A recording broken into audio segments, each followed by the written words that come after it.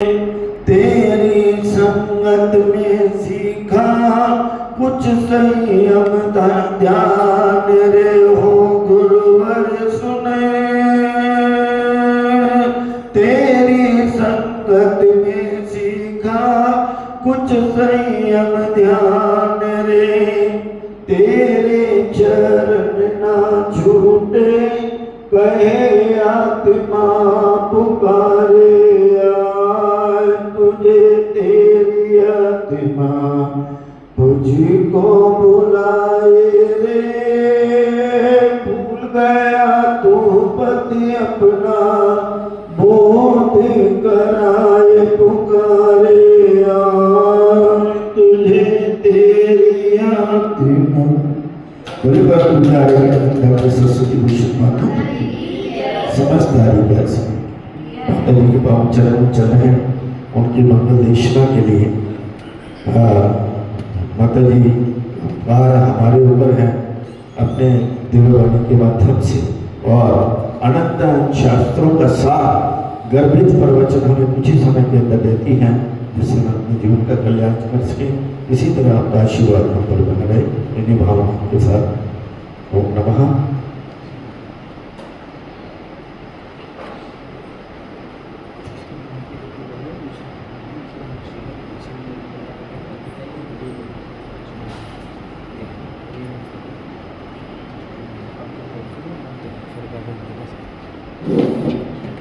पंच प्रभु का स्मरण करने के लिए सभी हाथ हो गए।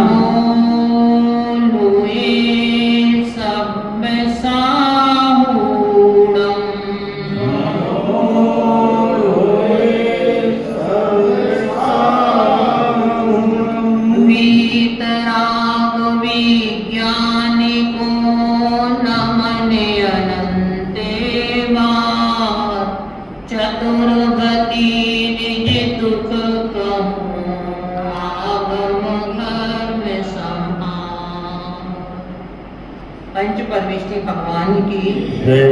24वां तीर्थंकर भगवान की जय। परम पूज्य आचार्य श्री विद्याभूषण दंपति सागरदेव महाराज की जय। द्वादश सामवेद वाणी माता की जय। बड़े परम पूज्य आचार्य डॉक्टर सरस्वती भूषण माता जी की समस्त हरिकाल संघ की जय। करे गुरु माता धर्म स्नेही बंधुओं, प्रकरण चारों पतियों के दुखों का चल रहा है, और उन चारों पतियों में से त्रियंच और नरकगति के दुखों को तो हम पूर्णतः समझ चुके। उसके अनंतर जब कभी पुण्य के योग से यह जीव मानव पर्याय को प्राप्त करता है, तो उस मानव पर्याय में भी वह अभी अपने लक्ष्य को प्राप्त नहीं कर पाता,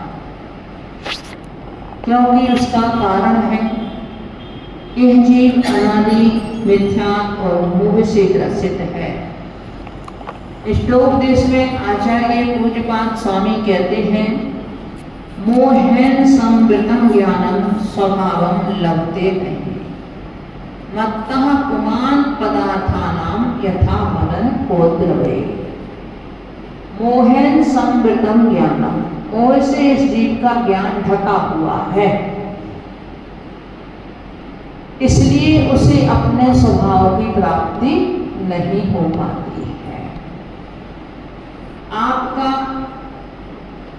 अपने घर से, अपने व्यापार से मोह है, आप उसमें भले लॉस उठा रहे हो, फिर भी उसे छोड़ नहीं पाते।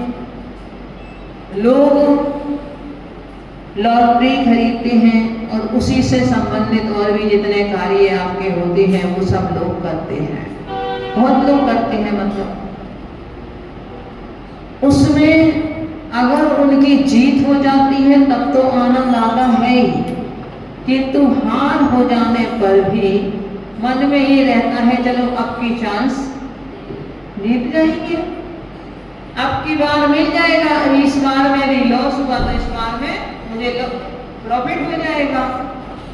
ऐसा सोच करके वह आगे लगा रहता है उसमें। और कभी कभी तो ऐसा होता है कि वह पूर्णता ही अपने आप को गिरा बैठता है और उसमें बहुत लंबे चौड़े नुकसान को उसे झेलना पड़ता है।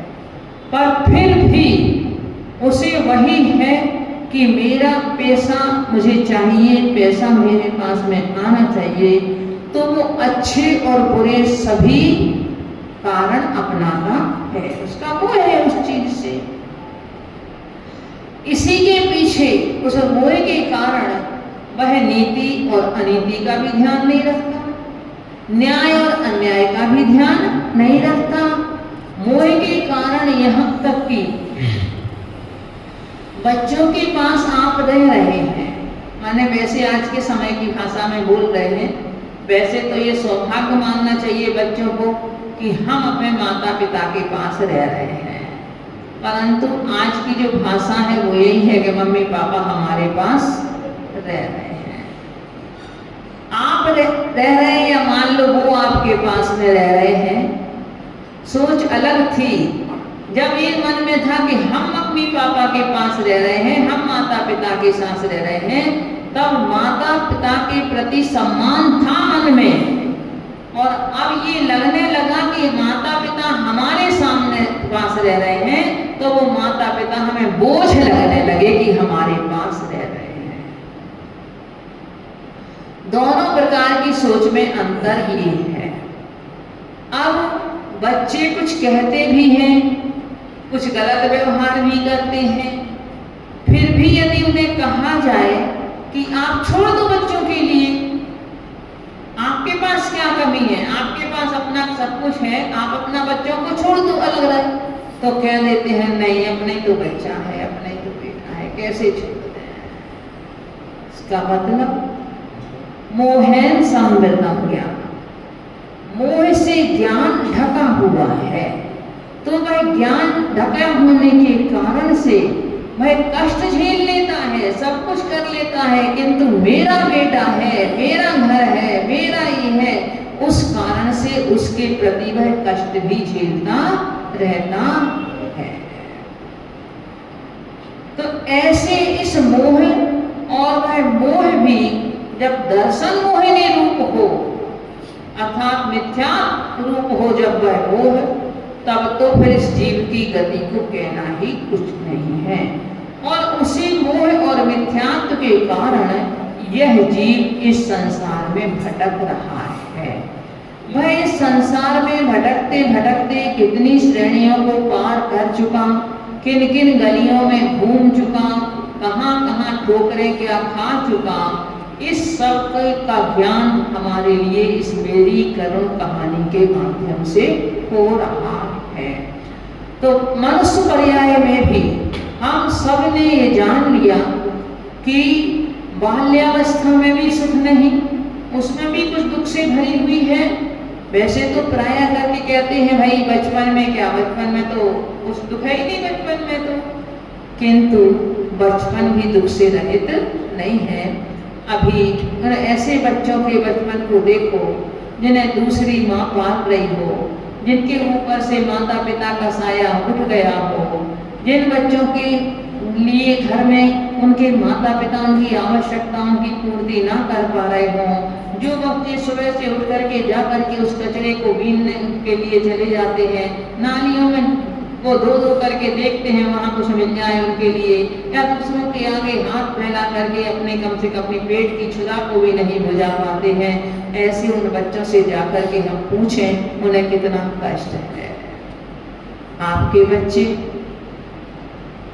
फिर भी साधन आप उन्हें जुटा सकते हैं, आपके पास यदि साधन है तो आप अपने बच्चों को साधन जुटा सकते हैं, परंतु उन्हें सुख नहीं दे सकते। किसी किसी का तो स्वभाव ही ऐसा होता है, उनके लिए आप कितनी भी व्यवस्थाएं कर दो, कितने भी साधन जुटा दो, पर उसमें भी उसके लिए कहीं ना कोई कमी नजर आ जाएगी और वह दुखी बना रहेगा। तो हम किसी को सुखी नहीं कर सकते, साधन जुटा सकते हैं किंतु सुखी नहीं कर सकते। जैसे आज आर्टिफिशियल पुष्प बिल्कुल ऐसे लगते हैं जैसे बिल्कुल साक्षात खिले हुए फूल हैं। तो आप फूल तो बना सकते हो, परंतु फूलों में गंध नहीं ला सकते, सुगंध नहीं ला सकते आप उन फूलों में।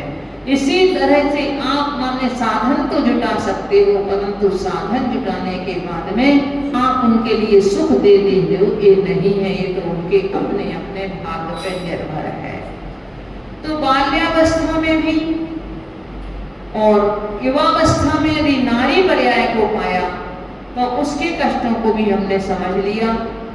वैसे भी कहा जाता है, नीति है, पराधीन सपने में सुख नहीं। और नारी पर्याय के दुखों में हमने पढ़ा था, तीनों पन बंधन में बीते, पिंजरे के पंछी बतरे, बाल पिता अरुपति जवानी वृद्धापन पुत्रों के। जब तीनों ही पन जिसकी पराधीनता में निकलना है तो उसके लिए तो और कहाँ सुख हो सकता है। अब हम देख लें कि पुरुष पर्याय को सबसे उत्तम पर्याय माना जाता है, और पुरुष पर्याय ही वो पर्याय है कि जिनके माध्यम से हम अपने लक्ष्य को प्राप्त कर सकते हैं। हम इस आत्मा, हमारी आत्मा भगवान भी बन सकती है, हम बहुत कुछ इस के माध्यम से प्राप्त कर सकते हैं। बहुत कुछ क्या, संसार के लौकिक सुख की तो बात अलग है, चक्रवर्ती जैसे पद, नारायण प्रतिनारायण आदि जैसे पद तो प्राप्त कर सकते हैं। इसके साथ साथ हम अपने अंतिम लक्ष्य को भी इसी पुरुष पर्याय से भी प्राप्त कर सकते हैं। किंतु उस पुरुष पर्याय में भी क्या दुख नहीं है, क्या वह सुखी सुखपूर्ण है, उसके भी लिए हम अब देखेंगे। तो आप 27 पृष्ठ पे 77 में उससे निकालें। पुरुषों की अब दुखद कहानी आओ सके सुनाते हैं, कुछ सुन करके कुछ आगम से कुछ अनुभव से गाते हैं। कभी पाए पर्याय पुरुष की पुरुषार्थ भी जन्म गया, निधि की शक्ति महिमा करके पराधीन हो दुख सहा। पुरुषों की यह दुखद कहानी, अब हम पुरुषों की जो दुखदायी कहानी है उसका वर्णन करने जा रहे हैं।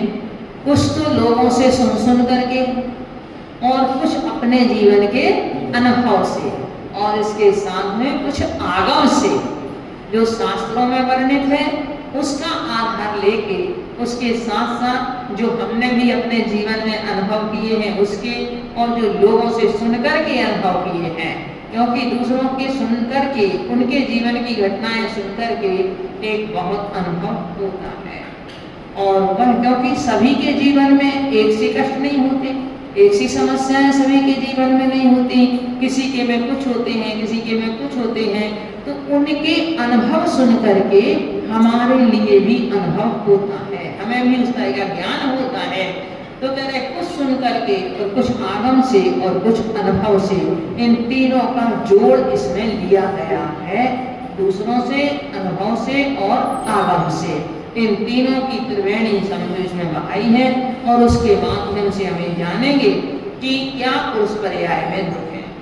तो कभी पुरुष पर्याय को प्राप्त किया, यदि पुरुषार्थ नहीं किया, घर में कोई निठल्ला बैठा रहे, कुछ ना करता हो, तो उसके साथ कैसा व्यवहार होता है। एक कमाऊ पूत, एक गमाऊ पूत,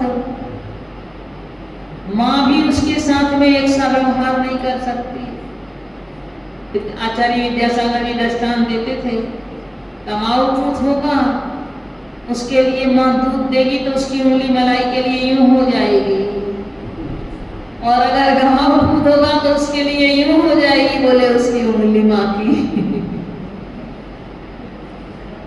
अंतर ये होता है। चंद्रगुप्त मौर्य का पूर्व जन्म का आता है दृष्टांत का घटना उनके जीवन की। वो भी एक ऐसे ही थे, कुछ काम नहीं करते थे, निठल्ले थे, तो घर में कोई भी उनसे प्रेम नहीं करता था। जब एक दिन किसी बात पे घर के लोगों ने कुछ कहा तो उन्हें बहुत बुरा लगा और वो घर छोड़ करके चले गए। कभी कभी होता है, कभी कभी कोई बात जरूर बुरी लग जाती है। रोज रोज सुनते सुनते सुनते सुनते एक दिन आदमी का मन भी खराब हो जाता है, तो वह निकल गए तो एक लकड़हारा मिला जंगल में,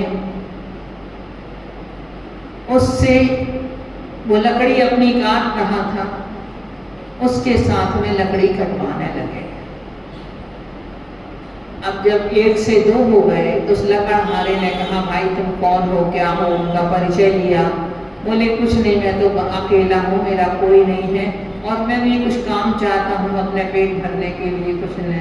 तो उसने कहा चलो मेरे साथ लकड़ी काटो और ये लकड़ी का ले चलो मेरे साथ में। तो लकड़ी कटवा के लकड़ी उनके साथ लेकर के चले, उसके घर में बेची। तो उस दिन अब जब ज़्यादा लकड़ी हो गई तो पैसे उसके लिए ज़्यादा मिले। अब उसके लिए 1 से 2 मिल गए लकड़हारे को, तो उसके लिए उसका व्यापार बढ़ गया।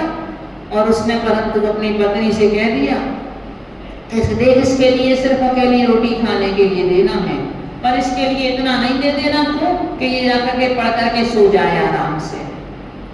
इसके लिए तुम बस दलिया बना करके दे दिया कर और ये इसे खा लिया करेगा, और ये हमारे लिए एक समझो एक नौकर मिल गया है, एक क्या करेगा, ये हमारे काम में हमें सहायता देगा। उसने अपनी पत्नी को पहले ही समझा दिया था।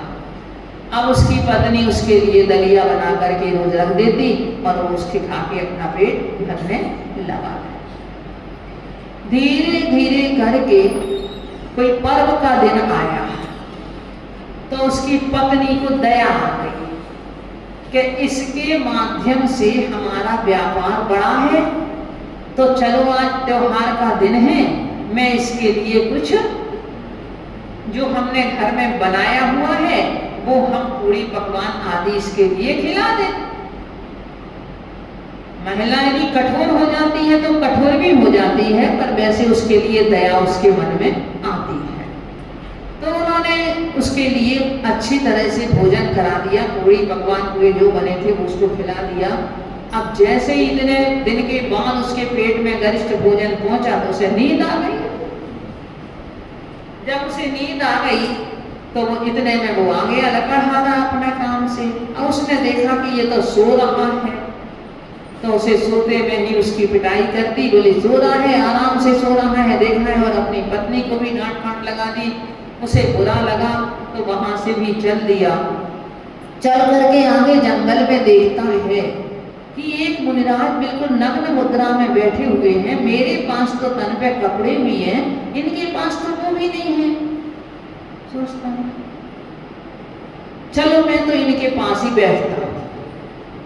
और उनके पास बैठा, देखा आहार का समय होगा तो अनेकों श्रावक उनके पास में खड़े हुए थे। मुनिराज अपने ध्यान में बैठे हुए थे। तो वह देखता है कि यदि इनके पास कुछ नहीं है फिर भी इतने लोग इनके पास में खड़े हुए हैं, तो उसे बड़ा आश्चर्य होता है। बोला चलो अब तो मैं इन्हीं के पास रह दूंगा।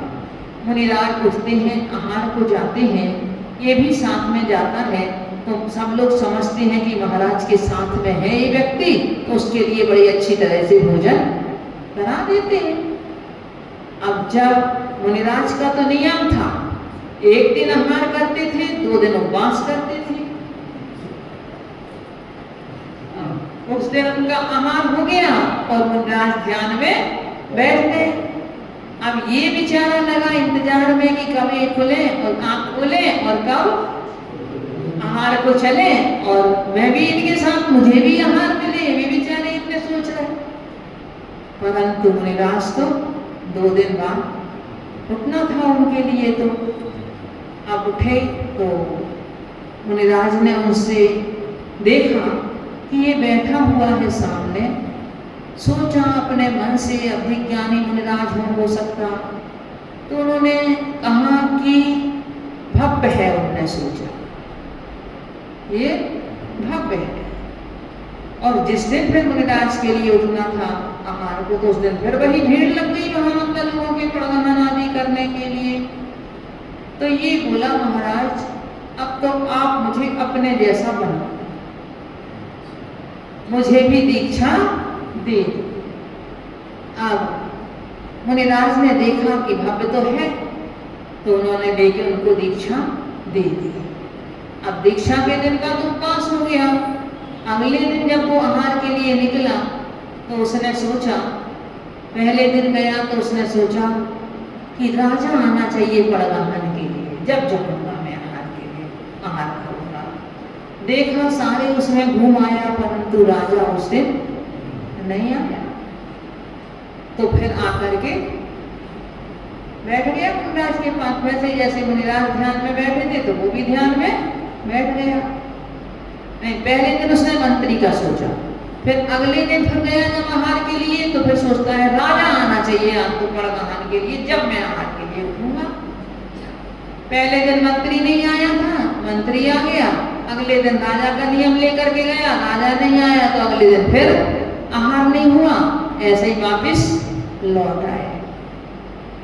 आकर के ध्यान में बैठते हैं तो उनके लिए पता नहीं सर्प या कुछ ऐसा डस लेता है, और उसके कारण से उनका मुनिराज फिर उन्हें संबोधन करते हैं, उनका समाधि पूर्वक मरण कराते हैं, तो वह स्वर्ग में जाते हैं। और स्वर्ग जाने के बाद में फिर आकर के वह चंद्रगुप्त राजा बनते हैं। और जो हमारे जैन धर्म के अंतिम एक जैन शासक हुए हैं, उसके बाद में किसी राजा ने दीक्षा नहीं ली। पहले राजा लोग दीक्षाएं लेते थे, परंतु उसके बाद चंद्रगुप्त के बाद में किसी राजा ने दीक्षा नहीं ली, दिगंबरी दीक्षा। तो एक व्यक्ति कष्ट तो जब तक वह कैसा है, यदि उसमें पुरुषार्थ नहीं कर रहा है तो उसके जीवन में भी कष्ट है। परंतु जिस समय वह पुरुषार्थ करना प्रारंभ कर दे तो वह पुरुषार्थ किसके लिए, यानी पहले पुरुषार्थ कौन सा है, धर्म, फिर है अर्थ, फिर है काम, और फिर है मोक्ष। धर्म पुरुषार्थ यदि जड़ में है, और धर्म पुरुषार्थ पूर्वक यदि आप अर्थ कमा रहे हो, अपने पंचेंद्रिय के भोगों का सेवन भी कर रहे हो धर्म पुरुषार्थ की जड़ से लेकर के, तो वह व्यक्ति मोक्ष पुरुषार्थ की सिद्धि कर लेता है। वह उसमें ज्ञान की कमी थी, पुरुषार्थ नहीं कर रहा था, किंतु उसके बाद भी परिणामों की सरलता थी, परिणामों की सरलता थी, धर्म के प्रति अंदरूनी श्रद्धा थी उसके मन में। उस समय तक उसका गुरुओं से परिचय नहीं था, जैसे ही गुरुओं से परिचय हुआ और पुरुषार्थ किसके लिए प्रारंभ कर लिया, अपने स्वयं की आत्मा के लिए पुरुषार्थ प्रारंभ किया, और वह जीव अपना कल्याण कर गया। तो कह रहे अगर पुरुषार्थ बिना हमारा जीवन वैसा ही चला जाता है। जब जो व्यक्ति नहीं करता है ना, कुछ लोग होते हैं जीवन भर बैठे बैठे पहले उन्हें पिता का मिल जाता है, बाद में बच्चे करने वाले हो जाते हैं, उन्हें अपने जीवन में कुछ करना ही नहीं पड़ता। कई लोग ऐसे होते हैं। तो कहते पुरुषार्थ बिन जन्म भया, निज की शक्ति ना आजमाकर, उन्होंने अपनी निज की शक्ति को नहीं समझा कि मेरे में भी सामर्थ्य है कुछ करने की, तो पराधीनता में ही अपने जीवन को व्यतीत किया और पराधीनता का दुख उन्हें सहन किया। मात पिता गुरुजन समझाया, ज्ञानार्जन नहीं किया कभी, मिला समागम में तनिका खेद हुआ गहरा तभी। अगर श्री के शिक्षा दे करके समझाते हमें स्वार्थी पापी कहकर उल्टे पैर भगाते थे। पहले बच्चे कम पढ़ना चाहते थे, पढ़ना नहीं चाहते थे, बड़ी मुश्किल से उनके लिए स्कूल भेजा जाता था, पढ़ने के लिए उन्हें भेजा जाता था। तो कह रहे कि समझाया, बहुत समझाया, माता पिता ने समझाया, किंतु मैं अपने ज्ञान अर्जन मैंने नहीं किया। परंतु कब समझ में आया? जब मैं विद्वानों के बीच में बैठा, जब विद्वानों का समागम मिला, तब मुझे अपने मन में गहरा खेद हुआ। जो बच्चे बचपन में नहीं पढ़ते थे, बड़े हो जाने के बाद में जब कहीं उन्हें कहीं ना कहीं अपमान महसूस करना पड़ता है ज्ञान के अभाव में, तब उनके लिए अपने मन में खेद होता है कि मैंने पढ़ाई उस समय नहीं की। पहले तो कुछ बच्चे क्या कहते थे, मुझे नहीं पढ़ना। क्यों नहीं पढ़ना? तुम मुझे पढ़ाओगे, फिर मुझसे काम कराओगे, फिर मुझसे वो करोगे, तो इसलिए मुझे पढ़ना ही नहीं है। कई बच्चों की पहले की ऐसी सोच रहती थी। अगर इस समय में जब तक उनका मन नहीं होता था और वो पढ़ते नहीं थे, तो अगर कोई हितैषी भी है और उनके लिए अच्छी शिक्षा भी देते थे, तो क्या करते थे? उन्हें कहते थे तुम स्वार्थी, अपने लिए पढ़ा रहे हो, तुम्हारे लिए, अपने काम के लिए पढ़ा रहे हो, तुम्हारे लिए, अपने काम के लिए, अपना करवाने के लिए, इसके लिए मुझे पढ़ने के लिए कह रहे हो। तो उन्हें स्वार्थी कह करके, पापी कह करके उनके लिए उल्टे पैर भगाते थे, मतलब उन्हें उल्टा वापिस कर देते थे, उनकी बात हम मानते नहीं थे। माता पिता नहीं मिले कुशल यदि मूर्ख मत जीवन बीता, करी सुसंगति संगी माने उनमें कर दीना रीता, जीवन साथी निधि खोजने सारी को मन ललचाया, किंतु गुणों के कारण में जीवन भर भूवर पाया।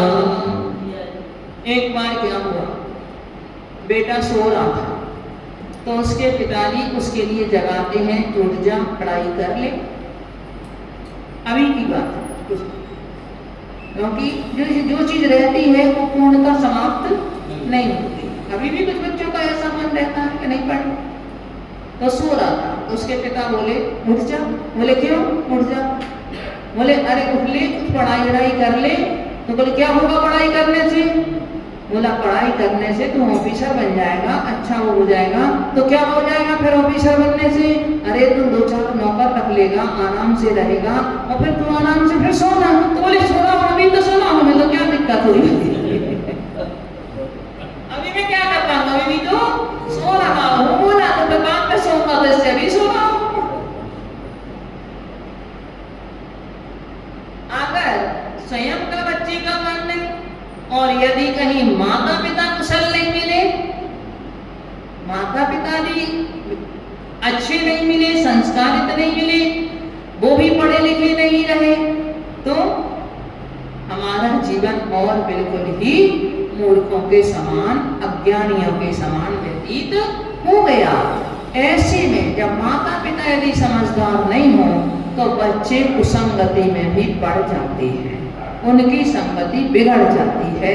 माता पिता समझदार होते हैं, तब वो अपने बच्चों की सुरक्षा कर लेते हैं, उन्हें संस्कार दे करके। और यदि मान लो माता पिता समझदार नहीं है, माता पिता भी यदि अज्ञानी हैं, तो उन माता पिता की कारण वह बच्चे भी और कुसंगति में पड़ जाते हैं। और कुसंगति में पड़ने के बाद में कहते हैं जो हमारे दोस्त हैं, हमारे मित्र थे, उनने हमें और बिल्कुल खाली कर दिया। कई बार तो वह मित्र इस तरह से उस बच्चे के लिए कमजोर, जो पढ़ता नहीं है, जिसकी बुद्धि थोड़ी कम है या कुछ है, उसके लिए और कई व्यसनों में फंसा देते हैं, कई कुछ कर देते हैं। अगर मान लो उसके पिता के पास पैसा है, तो उसकी जेब खाली ही करा देते हैं। इस तरह से अनेकों समस्याएं उस समय भी आती हैं। जब बड़ा हो गया तो मैं अपना जीवन साथी खोजने के लिए गया, मेरा मन भी शादी के लिए हुआ, किंतु अब पढ़ा लिखा नहीं था और वो हमारे में थे, तो उनके कारण वहाँ भी सफलता नहीं मिली, और वहाँ भी सफलता नहीं मिली। तो इस तरह में जीवन भर इस पृथ्वी माने भूभर माता रहा, भटकता ही रहा खाली। यदि शादी हो गई हमारी, मेल नहीं मिल पाया था, मैंने सोचा आज्ञा पाले, मुझ पर हुक्म चलाया था। आमद थोड़ी खर्च अधिक, जब घर में बेपरवाही है, कर्जा ले इज्जत लुटती कैसी हाय तबाही है। शादी नहीं हुई तो परेशान, और हो गई आपस में मेल नहीं मिल पाया, विचार नहीं मिल पाए, तो वह घर समझो नरक हो गया। रात दिन की उसमें टेंशन, रात दिन के विवाद, रात दिन की लड़ाइयाँ। तो वहाँ यदि मेल नहीं मिल पाया तो वह भी, अब देखो ना, आज के समय में विचारों का मेल नहीं मिल पाने के कारण ही 4-4, 8-8 दिन बाद ही और साथ संबंध विच्छेद हो जाते हैं, क्योंकि एक दूसरे के प्रति पता नहीं, जबकि पहले से सब आप बातचीत, सब एक दूसरे को समझने परखने में लग रहते हैं, पर उसके बाद भी क्यों ऐसी घटनाएं घटती हैं, ये बात समझ में नहीं आती। क्या पहले बातचीत का रवैया अलग होता है, बाद में वह रवैया दूसरा बदल जाता है? कुछ ना कुछ ऐसा अंतर तो होता ही होगा, तभी जाकर के इतनी जल्दी वह संबंध विच्छेदों पर भी चले जाते हैं। अपनी अपनी ईगो प्रॉब्लम भी बहुत कुछ होती है। अगर मान लो किसी लड़कियों की ज़्यादा उनका सैलरी है, बेटे कम है, तो वो भी एक उन्हें उसका कारण बन जाती है अपने अहंकार को पुष्ट करने के लिए। जबकि यदि समझदार लोग हैं तो उन्हें ये सोचना चाहिए, अरे गृहस्थी चलाना है, दोनों के माध्यम से चलेगी। अगर एक की कम है दूसरे की ज़्यादा है तो उससे किसी को फर्क नहीं पड़ता है। देखो, विजय और विजया दोनों का नाम आता है, उन्होंने दोनों का, एक का कृष्ण पक्ष में ब्रह्मचर्य का नियम था, एक का शुक्ल पक्ष में नियम था, तो उन दोनों ने आपस में निश्चित कर लिया था कि हम किसी को बताएंगे नहीं, किसी को हम ये बात बताएंगे नहीं और अपने नियम का पालन करेंगे। और जिस दिन ये बात पता चल जाएगी, भेद खुल जाएगा, उस दिन हम दीक्षा ले। तो अगर कहीं आपका ऐसा है तो हम एक दूसरे को किसी को बताएं ही ना, क्योंकि प्रेस्टीज तो दूसरों के सामने बनाना है ना हमें अपनी, तो हम दूसरों का उसको जिक्र ही ना करें और आपस में अपनी गृहस्थी चलाएं, आपस में अपना संबंध बनाए रखें। तो समझदारी तो इसमें है, समझदारी इसमें नहीं है कि अरे तुम्हारी कम है तो हम तुम्हारे ऊपर अपना आज्ञा चलाएं, हम तुम्हारे ऊपर अपना ऑर्डर चलाएं, तुम्हारे लिए अपने से हीन समझें। और पुरुष कभी भी अपने की हीन नहीं समझ सकता। देखो, शुरू से ही उसमें एक अपने में कुशत्व कहें, वो कहें, उन्होंने हमेशा से एक नारी से अपने आप को बड़ा समझा है, उच्च समझा है। तो अब यदि इनमें अधिकार चलाया जाए तो उसके लिए तो समझो वो पानी में डूब मरने जैसी बात हो जाती है।